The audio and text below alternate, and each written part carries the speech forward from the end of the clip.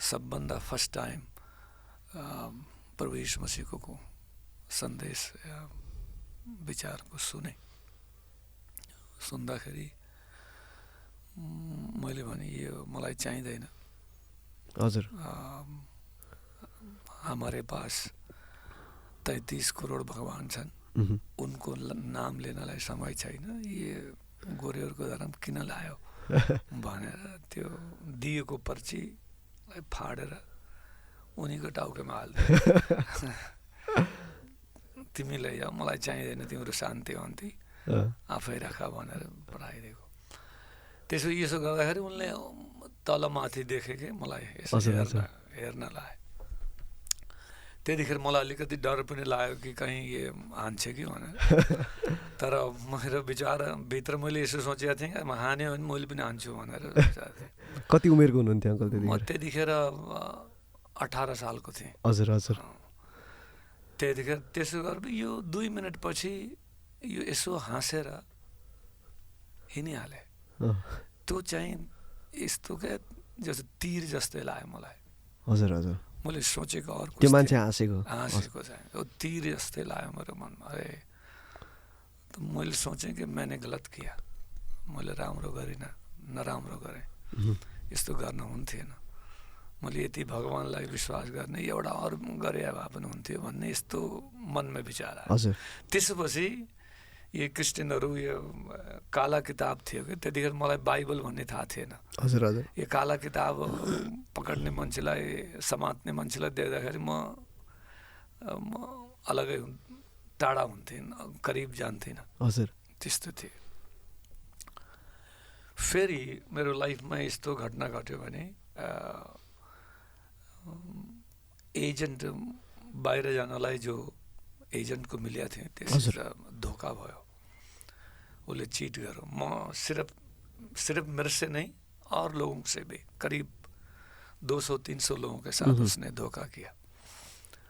पैसा लिएर उता पठाउँछु उता पठाउँछु ये गर्छु भनेर सबैबाट सर्टिफिकेट पनि लियो, पैसा पनि लियो, उसले सबै लिएर लापता भयो यो मान्छे। त्यतिखेर म धेरै टुटेँ क्या।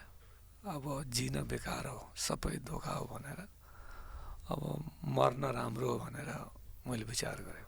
हजुर। आएर त्यसपछि फर्केर म रुममै आएँ। रुममै आएर मेडिकल स्टोरमा गएर यो निद आउने दबाई धेरै खाएँ भने मरिन्छ भने यति थाहा थियो मलाई। हजुर।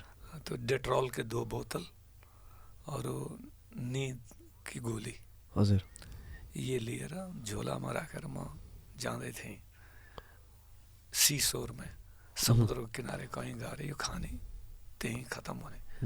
मैं कहाँ से हूँ, क्या है, कौन हूँ, के हूँ, केही थाहा हुन्न, खत्म गर्ने त्यो विचारले म बसमा बसेको थिएँ त्यहाँ जानलाई। त्यतिखेर मेरो मनमा कसैले भन्न थाल्यो कि तुम मर्न भन्दा अगाडि before your death you go and see that man whom you mistreated, जिसके साथ तूने बुरा व्यवहार किया उसको जाके मिलो जी। तो मैं अपने सर को पकड़ने लगा, अपने आप को देखने लगा, ये क्या हो रहा है मुझे, मतलब के भएको यो।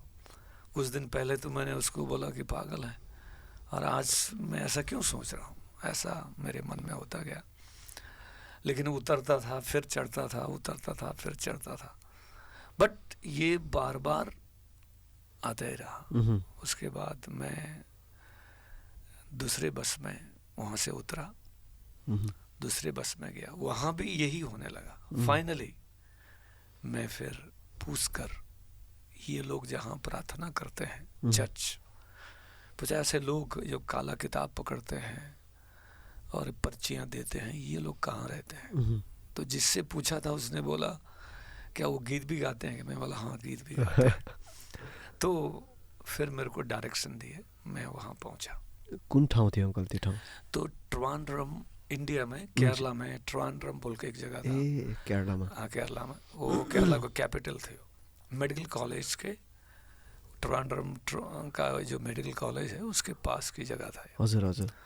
तो मैं वहाँ पूछ कर वहाँ पहुँच गया।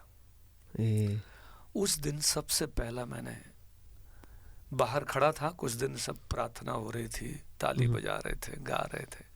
पहला तो ऐसा लगा कि ये सबै पागल हुन्, एउटा दुईटा भयो त राम्रो हुन्थ्यो, यो सबै कसरी पागल भएको मनमा यसो विचार आयो क्या। हजुर हजुर।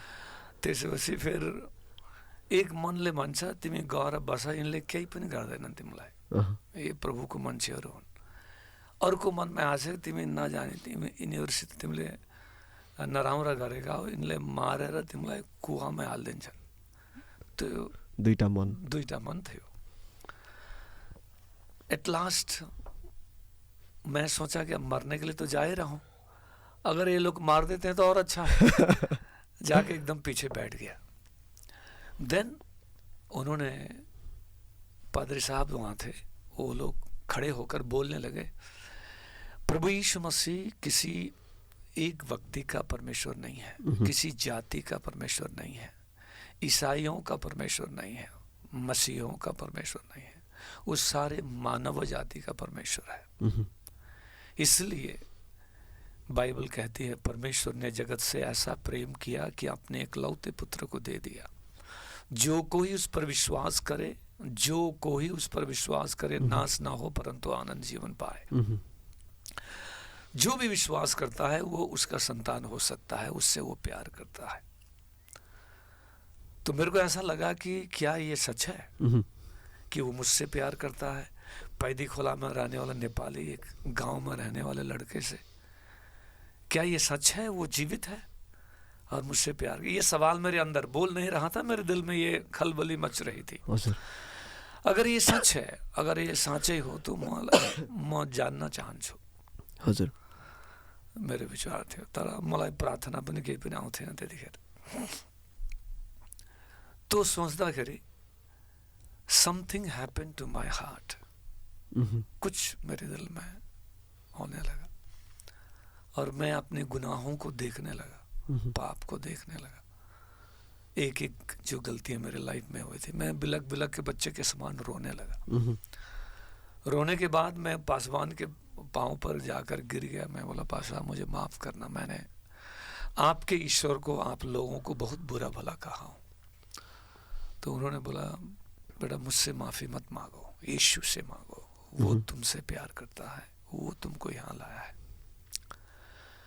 मैं घुटने में गया, रोने लगा काफ़ी देर तक। प्रार्थना तो नहीं आती थी। उसके बाद खड़े होने के बाद उन्होंने मुझसे पूछा, तुम यहाँ कैसे आए? तो मैंने अपनी कहानी बताई। झोले में जो डेट्रोल था, नींद की गोली थी, मैंने उनको दे दिया। वो देकर वो रोने लगे और मेरे से गले लगाने लगे। तो उन्होंने बोला कि बेटा तुम यहाँ ऐसे नहीं आए हो, God has a plan for your life. ये प्रभु की योजना है, अगर तुम बुरा मत मानो तो you can stay with me. ऐसा उन्होंने बोला और मुझे एक नया नेम उन्होंने दिया, बाइबल नया नेम दिया। वो मैं पढ़ने लगा, सवाल करने लगा मैं। और जब उनके साथ जब सवाल करने लगा, उसी दिन की घटना से मेरे ज़िंदगी में एक बदलाहट आने लगी। मेरे से बाइबल जो है, मुझसे, मैं नहीं पढ़ रहा था लेकिन बाइबल मुझे पढ़ रही थी। मैं अपनी खामियों को, अपनी कमियों को देख रहा था, कमजोरी। और वो इंसिडेंट्स मेरे ज़िंदगी को बदल दिया। फिर मैंने अपने आप को प्रभु के हाथ में सौंप दिया कि अब मैं उसके लिए खड़ा होऊंगा। जी, ऐसी मेरी ज़िंदगी की शुरुआत हुई। मसीह में आने का कारण ये था।